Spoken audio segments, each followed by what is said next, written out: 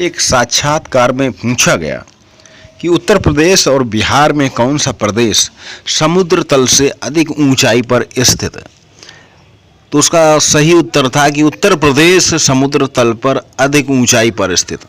और इसको इस तरह सिद्ध कर सकते हैं कि उत्तर प्रदेश में बहने वाली नदियां सभी बिहार में जाती हैं और उसके बाद बिहार से पश्चिम बंगाल, बांग्लादेश और उसके बाद बंगाल की खाड़ी में गिरती हैं।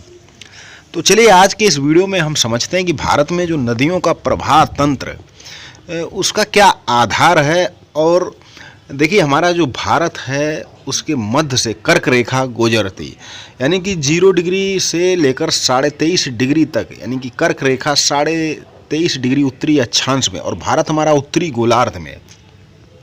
तो 0 से लेकर 23.5 तक ये जो क्षेत्र होता है इसको टॉरिड जोन यानी उष्ण कटिबंध बोलते हैं। इस क्षेत्र में बारिश तो अच्छी होती है, लेकिन यहाँ की नदियों में जल वर्षा पर निर्भर करता है, इसलिए यहाँ की नदियाँ सदा नीरा नहीं होती।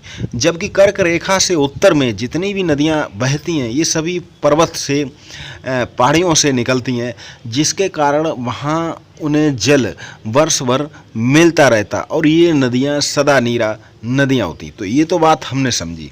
हमारे भारत की जो नदियाँ हैं सभी पश्चिम से पूरब की ओर बहती हैं, यानी कि सभी नदियाँ बंगाल की खाड़ी में गिरती हैं। सिर्फ 2 नदियाँ नर्मदा और ताप्ती, ये जो 2 नदियाँ खंबात की खाड़ी यानी कि अरब सागर में गिरती हैं।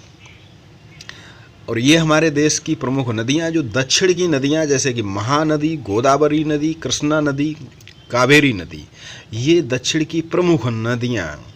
जबकि उत्तर भारत में गंगा नदी, यमुना नदी, ब्रह्मपुत्र नदी और गंगा नदी की सहायक नदी जैसे कि चंबल नदी, सोन केन वगैरह। चंबल नदी पहले यमुना नदी में और यमुना नदी इलाहाबाद में संगम पर गंगा नदी से मिल जाती है। तो ये जो नदियां हैं, उसके बाद गुजरात में बहने वाली साबरमती नदी।